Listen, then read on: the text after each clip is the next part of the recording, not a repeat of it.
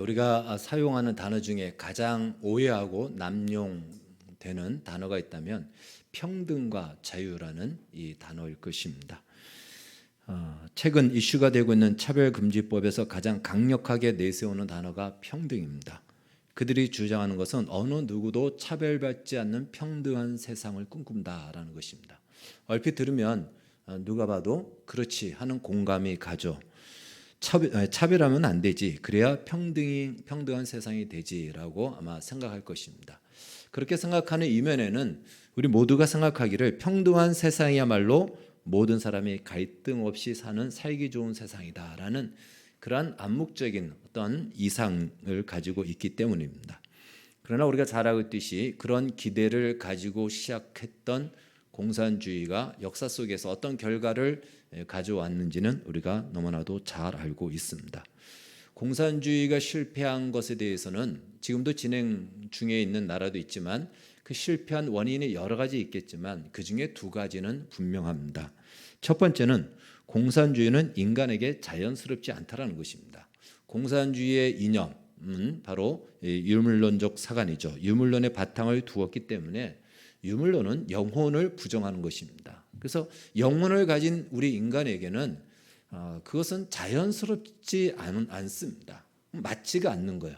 그래서 그것은 결코 성공할 수가 없다는 것입니다. 둘째는 공산주의에서 내세우고 말하는 평등. 공산주의는 다 같이 평등한 세상에서 다 같이 잘 살자라고 이야기하죠. 그런 평등이 절대적 평등이었다라는 것입니다. 이 절대적 평등이란 획일화된 평등인 것입니다. 어떤 차이가 없이 다 똑같은 그 입장, 바로 그 자리, 그것이 절대적 평등입니다. 쉽게 말해 100만 원 수익을 낸 사람이나 10만 원 수익을 낸 사람이나 똑같이 5시간 일했으면 똑같이 5만 원을 받아야 된다라는 것입니다. 이것이 획일화된 평등인 것입니다. 요즘식으로 얘기한다면 내가 돈을 들여서 회사를 창업하고 회사를 만들었는데 내가 1시간 일하고 직원이 1시간 일한다고 똑같이 1시간을 일한다고 똑같은 임금을 받는 것입니다. 그럼 누가 회사를 창업하겠습니까? 공산주의에서 기업이 발전할 수 없는 이유가 여기에 있는 것입니다. 누가 자기 돈을 들어서 열심히 노력을 하겠냐 이거죠. 바로 그래서 그 실패 요인이 여러 가지 있겠지만 이 두 가지는 분명한 한 이유가 된다라는 것입니다. 우리 헌법에는요 이미 19개의 영역에서 차별을 금지하는 그 법안이 존재하고 있습니다. 그런데 지금 우리가 기도하면서 또 제가 강구에도 얘기했듯이 차별금지법을 제정하려고 하는 그들의 그 입장에서는 이러한 차별금지 19개 영역에서 차별을 금지하는 법안이 있음에도 불구하고 3가지의 영역을 추가하여 그것을 통해서 차별을 없는 평등한 세상을 만들자라는 것입니다. 그 3가지의 영역은 바로 사상과 종교와 성적 지향입니다. 사상이라는 것이에요. 즉 아직 분별이 없는 학생들에게 주체 사상 공산주의를 가르치는 것을 그냥 합법적으로 인정해 달라는 것입니다. 물론 우리가 지금은 어른들은 그것을 분별하지만 학생들은 분별이 안 됩니다. 그렇기 때문에 그 사상에 쉽게 그냥 심취가 돼 버릴 수가 있어서 얼마든지 폭동을 일으킬 수 있는 하나의 자원이 될 수도 있는 것이죠. 두 번째 종교는요. 이단 사입에 대해서도 그러한 이단이나 사입이란 말을 하지 말라는 것입니다. 그걸 못하게 됩니다. 그러면 우리가 알고 있듯이 사입이 같은 경우는 우리의 건강한 가정들을 굉장히 파탄으로 몰아가는데 그 사입이라고 얘기하면 차별이라는 것이에요. 그런 얘기를 하지 말라. 그런 얘기를 하지 못하게 만드는 것이 차별금지법입니다. 그러나 이들이 목적하는 것은 세 번째입니다. 성적 지향입니다. 성적 지향을 남성과 여성과 똑같은 평등하게 대우해 달라라는 것입니다. 즉 무슨 말이냐면 그들이 말하는 성적 지향은 남성, 여성 말고 제3의 성 젠더를 얘기합니다. 젠더는 수십 가지의 성이 있습니다. 지금까지 나온 것만 해도 한 50여 가지의 성이 있는데 그 50여 가지의 모든 성을 다 똑같이 평등하게 차별하지 말고 인정해 달라는 것입니다. 그래서 한 예를 든다면 이것이죠. 생물학적으로는 남자지만 여자라고 내가 생각한다면 여자로 인정해 주어야 한다는 것입니다.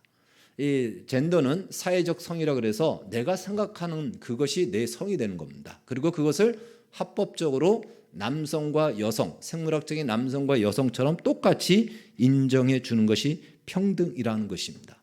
그렇게 되면 어떤 결과가 나타날까요? 말 그대로 생물학적인 남자가 나는 여자야. 오늘 아침에 일어나니까 나는 여자의 피를 받았어. 그러면은 여자 목욕탕에 들어가도 되고 여자 탈의실, 여자 화장실을 사용해도 막을 수가 없습니다. 실제로 지난해 한국과 미국에서는 이 생물학적인 남자가 여탕에 들어가서 20분간 탕 안에 몸을 담그고 있다가 얼마나 깜짝 놀랐겠습니까? 그래서 그 있는 분들에 의해서 나갔지만 법적으로는 아무런 처벌을 받지 않았습니다. 이러한 일들이 비일비재하게 일어날 수밖에 없다라는 것입니다. 그러니까 절대적 평등을 평등으로 이야기하면 그 평등 때문에 고유한 질서가 무너질 뿐더러 오히려 더 많은 사람들이 피해를 입게 된다라는 것입니다. 바로 그래서 평등이라는 말이 무조건 좋은 것이 아니라는 것입니다. 평등에서 빼놓지 말아야 될 것은 바로 공정성입니다. 공정성을 기반으로 한 평등, 그걸 써가지고 우리가 공평이라고 이야기합니다. 예를 들어서 더 많이 수고한 사람이 더 많은 결실을 얻는 것이 당연한 것입니다. 그런데 똑같은 절대적 평등으로 만약에 배급을 나눈다면 그것은 불평등한 더 큰 사회적인 분열과 갈등을 일으키게 만들게 되는 것입니다. 이와 같이 평등이란 말이 굉장히 잘못 사용되고 남용되었듯이 마찬가지로 지금까지 가장 오해되고 남용되었던 단어가 자유라는 것입니다. 일반적으로 생각하는 자유하면 보통 사람들은 이렇게 생각하죠. 내가 하고 싶은 대로 할 수 있는 것, 내가 하고 싶은 것을 마음껏 제약 없이 속박 없이 편안하게 하고 싶은 대로 하는 것, 이것을 자유라고 생각합니다. 자, 자유를 내가 하고 싶은 대로 아무런 묶임 없이 속박 없이 한다. 우리가 자유하면 그래서 제일 먼저 떠오르는 어떤 동물이라고 한다면 야생마가 아마 생각날 겁니다. 야생마. 근데 야생마를 생각할 때 멈추어 풀을 뜯고 있는 야생마를 생각하는 분들은 없을 겁니다. 질주하고 달리는 야생마, 달려가는 야생마, 아마 그걸 생각할 겁니다. 왜요? 이 야생마의 본능은 무엇이죠? 달리는 겁니다. 달리고 싶은 대로 달리는 거예요. 목적지도 없고 그냥 달리는 겁니다. 그러니까 본능대로 제한 없이 제갈 없이 달리고 그것을 우리는 거기서 자유를 대리적으로 느끼기도 하죠. 어떤 자유로움을. 다른 말로 그것은 본능의 표현일 뿐입니다. 그러니까 내가 하고 싶은 대로 마음껏 하는 것이 자유로워가지만 그것은 사실 본능의 분출일 뿐이지 진정한 자유의 본질은 아니다라는 것입니다.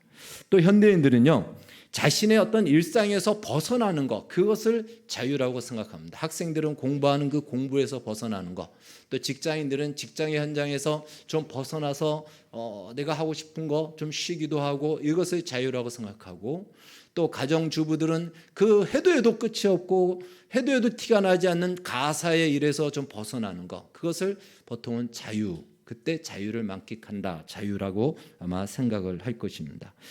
그러나 그것도 역시 조건적 반응일 뿐 자유가 아닙니다. 자유의 한 편린, 한 조각은 될 수 있으나 자유의 본질은 아니라는 것입니다. 즉 어떤 것에 의하여 반사적으로 나타나는 행위일 뿐이지 내가 정말 하려고 하는 것을 하는 것이 아니다라는 것이죠. 그래서 영국의 작가 체스터 턴은 근대에 일어난 영국 여성 해방 운동에 대해서 이렇게 그 핵심을 꼬집었습니다. 10,000명의 여성이 더 이상 가정에서 남편의 명령을 받고 싶지 않다고 말했다. 그러고는 집을 나가 속기사가 되었다.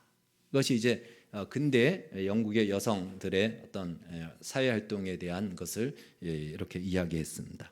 속기사는 우리가 잘 알고 있듯이 법원이나 혹은 국회나 그리고 회의석상에서 거기서 이루어지는 모든 발언을 정말 철자 하나 틀리지 않고 토 하나 빠지지 않고 다 받아 쓰는 사람, 속기사라고 얘기하죠. 그러니까 그것입니다. 어떤 누구에게 말을 듣고 남편의 말을 듣고 가정에서 티도 안 나는 이 가사의 일이 싫어서 이것에서 벗어나고 싶어서 나가서 선택한 것이 다른 사람의 말을 빠트림 없이 다 받아 써야 되는 일을 선택했다라는 모순성을 꼬집은 풍자의 이야기인 것입니다. 그러니까 대상만 다를 뿐 결국은 똑같은 일, 그것이다라는 것이죠. 그래서 내가 무엇으로부터 벗어나는 것, 그것은 자유의 본질이기보다는 자유의 한 모습은 취했지만 조건적 반응일 뿐이다라는 것입니다. 그럼에도 불구하고 우리는 우리에게 주어진 자유를 지금까지 말씀드렸던 어떤 본능적인 것들을 본능의 표출, 하고 싶은 것을 마음껏 할 수 있는 것, 그것이 자유다라고 생각한다라는 것이에요. 혹은 지금 나를 감싸고 있는 나의 환경, 나를 짓누르고 있고 나를 어떤 좀 조이고 있는 데서 벗어나는 것, 그것을 자유라 생각하고 그 정도에서 우리는 그 자유를 추구하기 위해서 우리의 인생의 소중한 시간들을 다 쏟아붓고 있다라는 것입니다. 그러나 하나님은 우리의 자유가 그 정도에서 멈추지 않고 진짜 자유의 꽃을 피우고 자유의 열매를 맺고 자유를 통해서 이룰 수 있는 최고의 영광의 자리, 자유의 정점의 자리에까지 나아가기로 우리를 나오도록 부르시고 있다는 것입니다.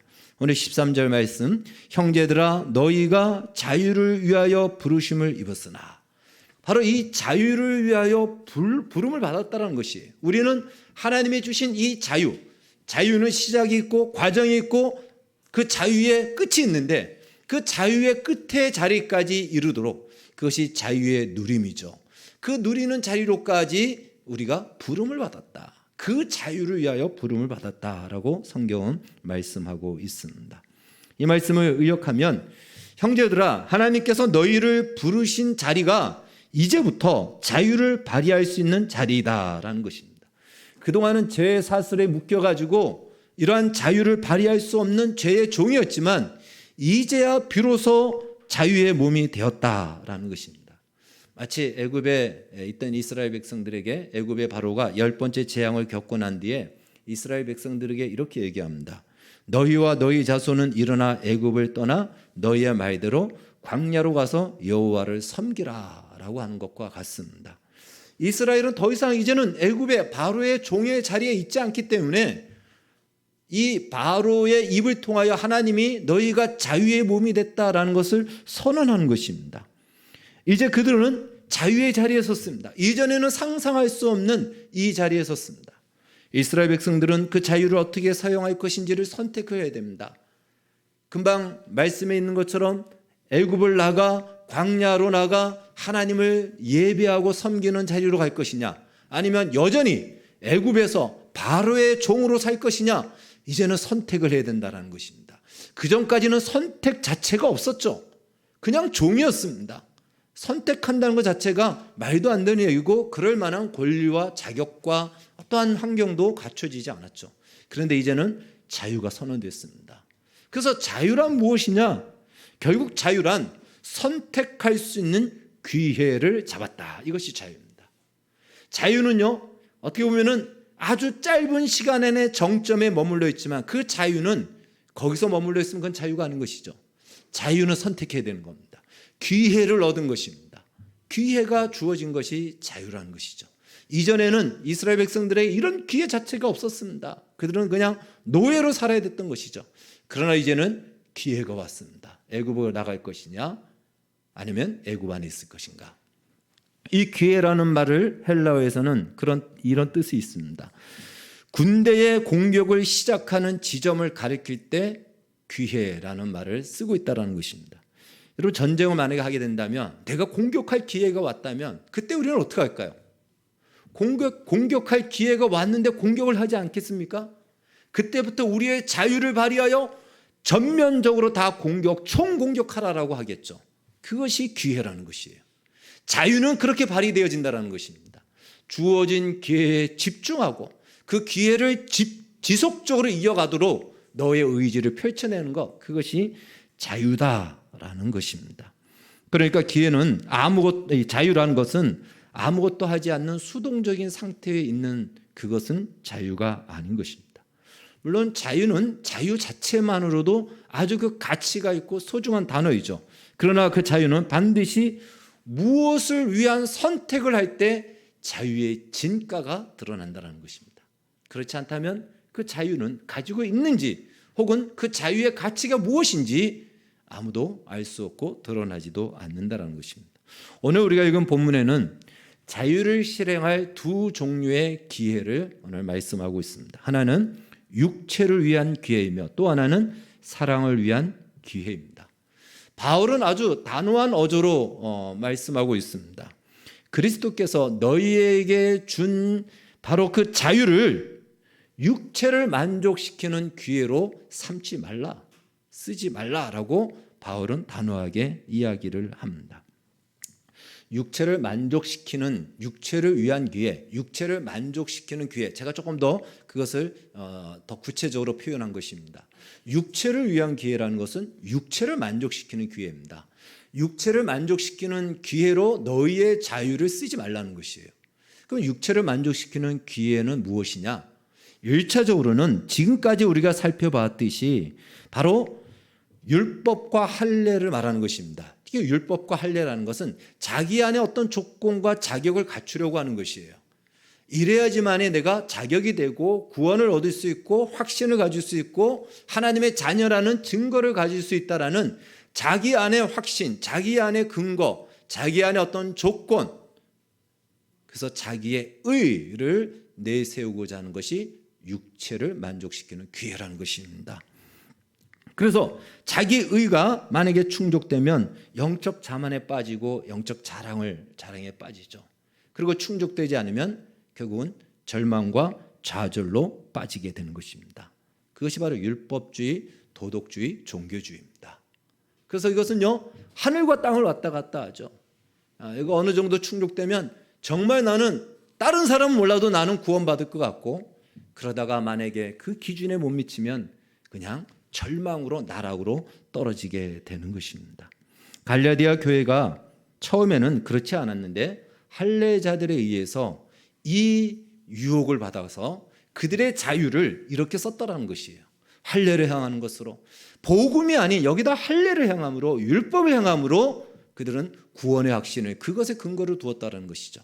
그것은 복음이 아닙니다. 자기 안에 근거를 두고자 하는 것입니다. 자기 안에 어떤 증표를 둠으로 내가 그 증표로 근거하여 구원의 확신을 가지려고 했다는 것이죠. 7절 말씀에서 사실 그렇게 이미 이야기하고 있습니다. 바로 바울은 이렇게 갈라디아 교회 교인들을 미혹하는 이들을 향하여 아주 심하게 얘기합니다.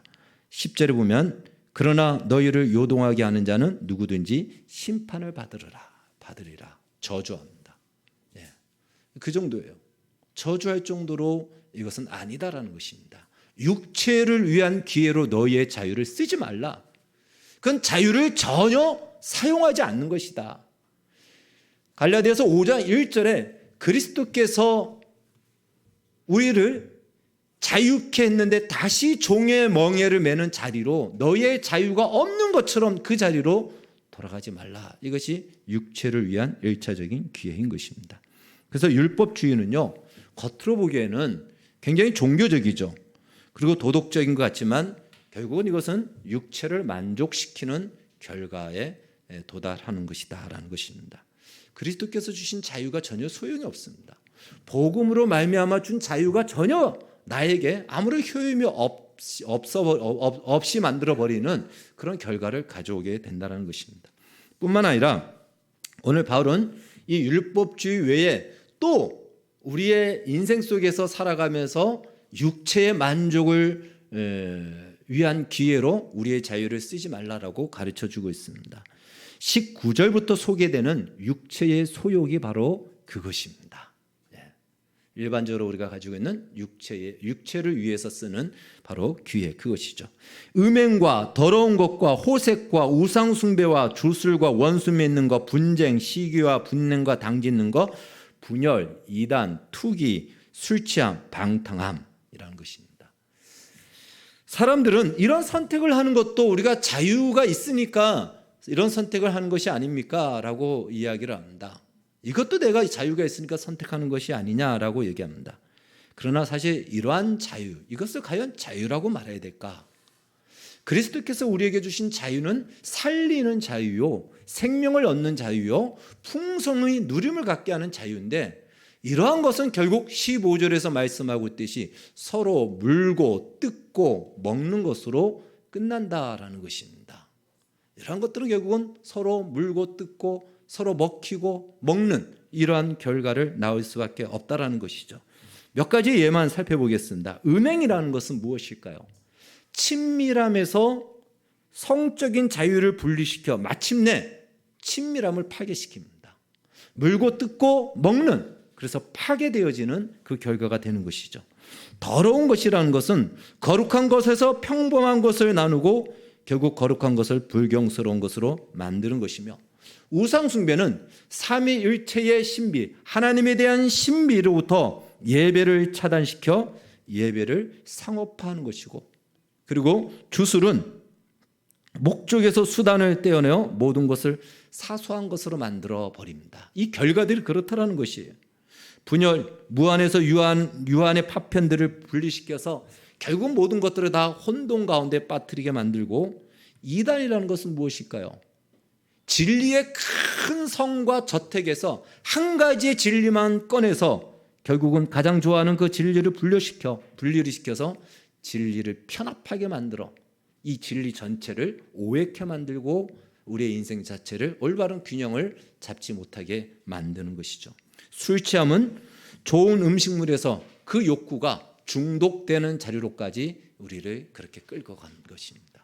그러니까 이러한 것들, 내가 선택하는 것이 자유라지만 이 결과가 무엇인가? 그 결과는 서로 물고 뜯고 먹히는 것으로, 먹는 것으로 결과되어진, 그것이 그리스도께서 우리에게 주신 자유는 아니다라는 것입니다.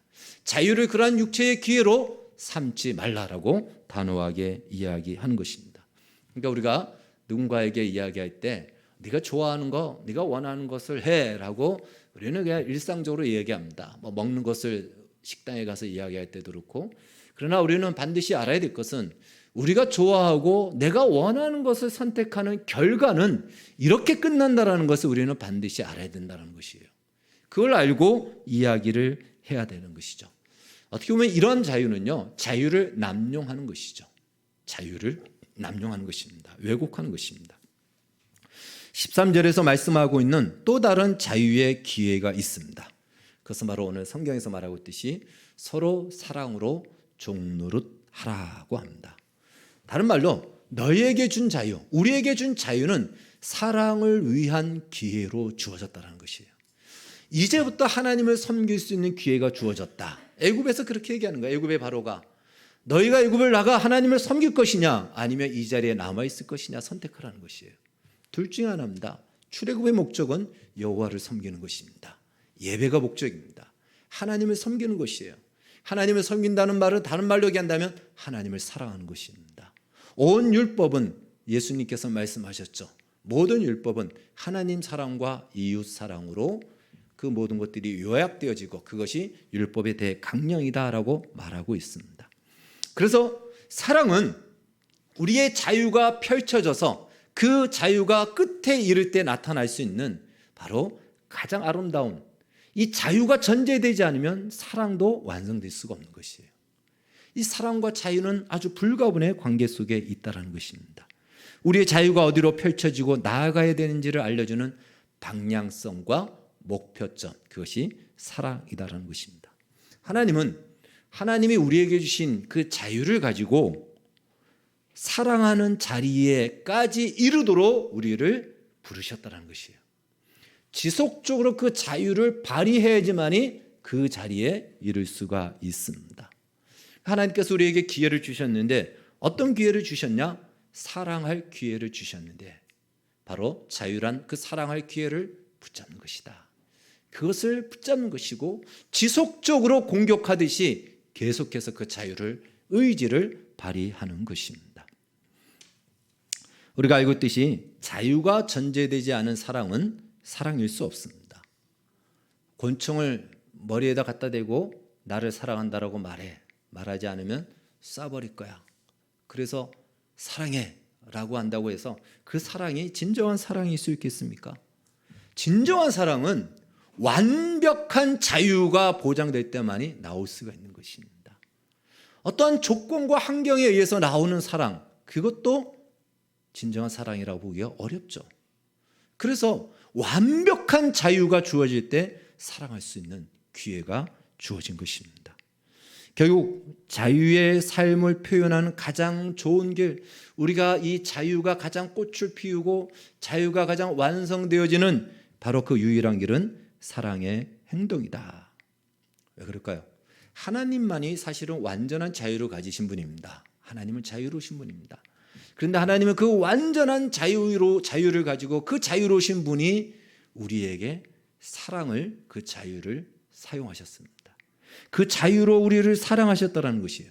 그래서 사랑의 기원은 하나님입니다. 사랑은 여기 있으니 우리가 하나님을 사랑한 것이 아니요 하나님이 우리를 사랑하셨으니. 사랑의 기원은 하나님이요. 하나님으로부터 이 사랑이 나온 것입니다. 그리고 그 사랑은 어떻게 펼쳐지고 이루어지는가? 이로 말미암아 우리가 서로 사랑하자. 요한 1서에서 얘기해요. 그러니까 하나님을 사랑한다는 것은 반드시 우리 이웃과 우리 주변에 사랑하는 것으로 나타날 때 하나님의 사랑의 증거가 되는 것이죠. 바로 이 서로 사랑하는 이 일에 너희의 자유를 사용하라는 것입니다. 서로 사랑하는 그 종노릇하는 그것으로 너희의 자유를 쓰라라는 것이죠. 사랑이란 이성에 대한 단순한 감정을 묘사하는 그 차원을 훨씬 넘어가고 있고요. 또 단순히 나의 욕구를 채우기 위한 어떤 기법, 그 정도가 아닙니다. 훨씬 그 이상입니다. 그리고 사랑은 어떤 추상적이고 우리의 토론의 대상이고 그냥 늘 나오는 드라마나 문학 작품의 주제 정도로 끝나는 것이 아니고 이것은 모든 사람들과 관련하여 우리에게 가까이 있는 우리 주변의 사람들, 하나님 믿지 않는 세상 사람들도 다 하나님의 사랑의 대상이고 믿는 우리들은 하나님의 자녀로 지금 여기 서 있다라는 그 현실과 그 실존 앞에 하나님을 생각하지 않으면 사랑할 수 없는 가장 치열하고 가장 실제적인 현실의 문제라는 것입니다. 그래서 우리는 하나님과 관계 속에서 세상 있는 사람들을 사랑할 수 있고 우리 주변에 있는 사람들을 사랑할 수 있지, 그렇지 않다면 우리는 사랑할 수 없고 우리의 자유를 잃어버릴 수밖에 없다라는 것입니다. 사랑과 자유는 불가분의 관계에 있다라는 것이죠. 자유가 빠진 사랑, 자유가 빠진 사랑은 수단에 불과합니다. 인간관계를 인간스럽지 않은 관계로 만들어버리고요. 또 자유는 사랑의 해결로 사용될 때만이 신성한 그 가치가 진가를 발휘하게 됩니다. 그것 외에 우리의 자유가 생산적이고 또한 무언가를 만들어낼 수 있는 것이 없습니다. 사랑 아니고서는 사랑하는 것으로 우리의 자유가 사용되지 않는 그 외의 우리의 자유는 무엇이죠? 아까 말씀드린 대로 물고 뜯는 것밖에는 만들어내는 것이 없다라는 것입니다. 사랑으로만 나올 때만이 아름다움과 생명의 열매를 만들어내고 인간성을 회복하고 야만성을 피하게 된다는 것입니다. 자유가, 즉 사랑이 빠진 자유, 사랑이 없는 자유는 임도자가 없는 눈먼 사람과 같아서 어떠한 결과를 초래할지 모르는 바로 그 결과로 그 자리로 나아간다는 것입니다. 예수님께서 친히 우리에게 보여주셨죠. 예수님이 가지신 그 자유를 마음껏 모든 걸 할 수 있는 그분의 그 자유를 가장 하나를 위해서 사용하셨는데 우리를 위해서 십자가에서 죽으시는 것으로 사랑으로 그 자유를 쓰셨습니다. 다른 말로 자유의 진가, 자유의 영광, 자유의 정점이라고 할 수 있는 것은 사랑이라는 것입니다. 오늘 본문에 온 율법이 사랑으로 이루어졌다라는 이 말씀은요, 여기서 이루어지다라는 것은 문법적으로 과거 완료 시제입니다. 다른 말로 우리가 한 사람 한 사람을 서로 사랑할 때마다 우리 안에서 율법이 이루어지고 있다는 것이에요. 그 율법이 지금 성취되고 있다라는 이 의미로 이 말씀은 쓰여지고 있는 것입니다. 사랑은 우리가 가진 자유가 어디로 가야 되는지를 알려주는 나침판과 같습니다. 자유가 방향을 잃어버리면 앞서 이야기한 것처럼 다시 종의 멍에를 매는 자리로 율법을 쫓아갈 수밖에 없고 자유를 남용하여 서로 물고 뜯는 자리로 갈 수밖에 없습니다. 살아가는 동기와 목적이 전제되지 않고서는 우리의 자유는 이런저런 장애물과 난관과 어려움과 조건을 뚫고 나갈 수가 없다는 것이에요. 사랑의 동기가 되지 않고서는 우리가 사랑하다가도 중간에 포기하고 중간에 거부해버립니다. 지속적일 수가 없습니다. 그래서 바로 이 자유와 사랑은요, 자유의 완성은 사랑이고 사랑의 동기되어야지만이 그 자유는 지속될 수가 있는, 서로가 마치 동전의 양면처럼 하나인 것이죠. 사랑에 빠진 자유는 종이를 멍에를 매던가 물고 뜯는 자리로 가는 것밖에 안 되고, 자유가 빠진 사랑은 그것은 굉장히 방법에 불과한 것이죠. 진정한 사랑일 수가 없는 것입니다. 이러한 자유에는 적극적인 요소와 소극적인 요소가 있습니다. 소극적인 요소라는 것은 지켜내는 것입니다. 우리의 자유는 무엇을 향한 선택도 있지만 무엇을 향한 선택을 함으로 말미암아 무엇이 우리를 유혹하고 우리를 공격하는 것으로부터 우리는 거부해야 되고 지켜내야 되는 것입니다. 그래서 사도 바울은 오늘 갈라디아 교회를 향해서 할례를 행하려고 미혹하는 그들을 거부하라는 것입니다. 그리고 사랑으로 서로 종노릇하라라는 것으로 우리의 사랑이 나아갈 방향, 쏟아져야 될 방향을 분명히 제시하고 있다는 것입니다. 원래 처음에는 갈라디아 교회가 이러지 않았어요. 그런데 어떤 미혹을 받은 것이죠. 유혹을 받은 것이죠. 그걸 지켜내지 않음으로 말미암아 그냥 다시 종의 멍에를 매는 자리로 돌아가게 된 것입니다. 여러분, 그래서 자유는 그냥 가만히 있는다고 지켜지는 것이 아니에요. 그것은 정말 피를 토하는 싸움 속에서 지켜내야 되는 그때가 있고, 그리고 또 피를 토하는 끊임없이 그 의지를 발휘해야 될 그 수고로움이 있을 때만이 자유는 누려지는 것입니다.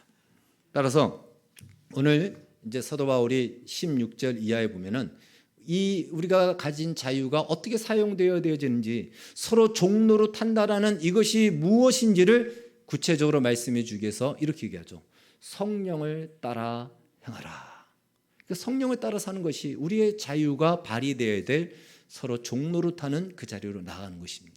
그렇다면 우리가 성령을 따라 우리의 자유가 지속적으로 발휘되기 위해서는 뭐가 전제되어야 될까요? 율법과 할례를 행하려고 하는 이 거짓된 미혹을 거부해야 되는 것이죠. 이 두 가지를 우리는 선택할 수가 없습니다. 그것은 서로 섞일 수도 없는 것입니다. 그것을 막아내야 됩니다. 자유가 그러듯이 사랑도 마찬가지라는 것이죠.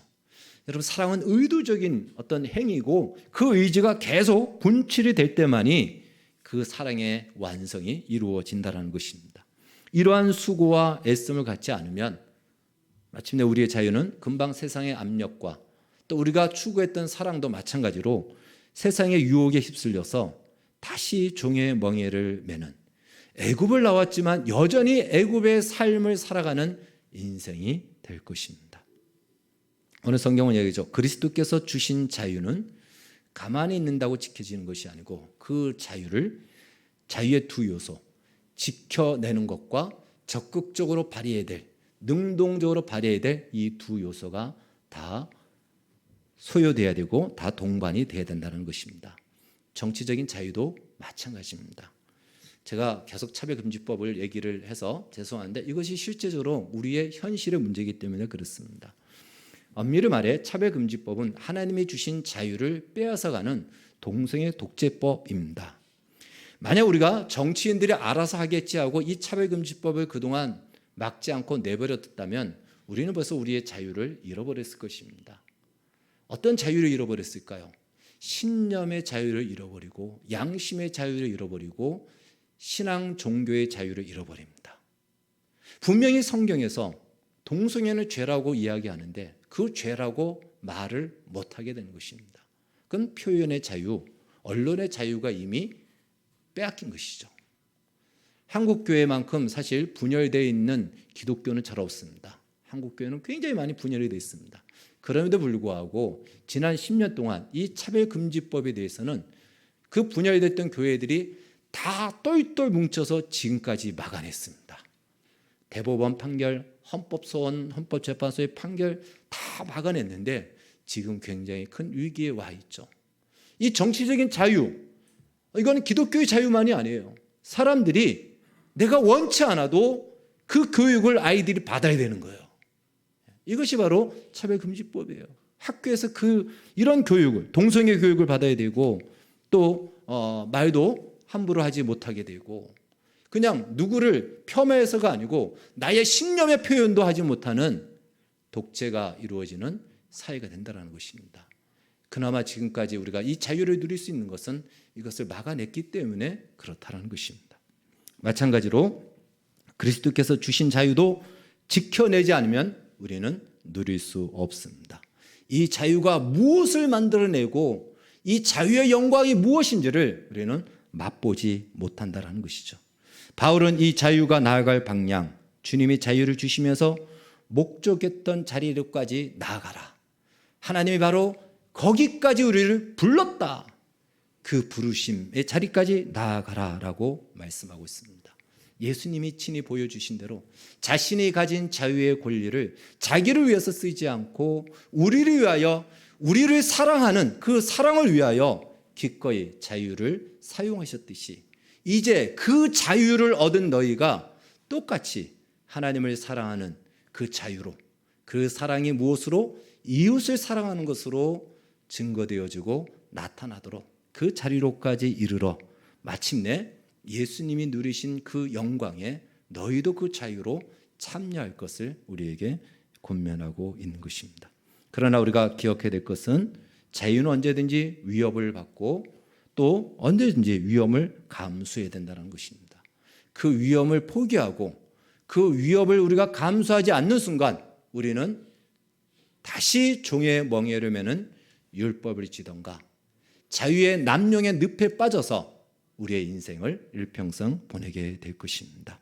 바라기는 여러분이 가진 우리가 가진 자유가 세상이 가진 자유와 어떻게 다른지, 서로 종노릇하는 자유로 우리의 자유를 기꺼이 사용함으로 그들이 가진 자유와 우리가 가진 자유가 어떻게 차원이 다른지를 증거하시고 보이시고, 또 그를 통해서 그리스도께서 우리에게 주신 그 자유의 누림이 무엇인지를, 나를 만족해 하는 것보다 더 큰 만족과 기쁨이 이 자유의 사랑의 행위 안에 담겨져 있다는 것을 경험하고 확증하고 참여하는, 사랑으로 종노릇하는 그 자리로까지 나아가기를 주의 이름으로 축원합니다.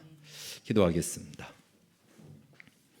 하나님 감사합니다. 그리스도께서 우리를 자유롭게 하셨습니다. 하나님, 우리에게 다시 말씀합니다. 다시는 종의 멍에를 매지 말라. 또 주님 말씀하십니다. 이제 자유를 위하여 부르심을 입었으니 그 자유를 육체를 위한 기회로 삼지 말고 오직 사랑으로 서로 종노릇하라. 주님, 우리의 자유가 이것을 위해 주어졌음을 알게 해주시고 이 영광의 자리에 다 이루게 하여 주셔서 자유의 누림이 무엇인지, 주님이 무엇을 그 안에 약속하셨고 허락하셨는지를 우리의 인생을 통해서 경험하고 누리게 하여 주시옵소서. 예수님의 이름으로 기도하옵나이다. 아멘.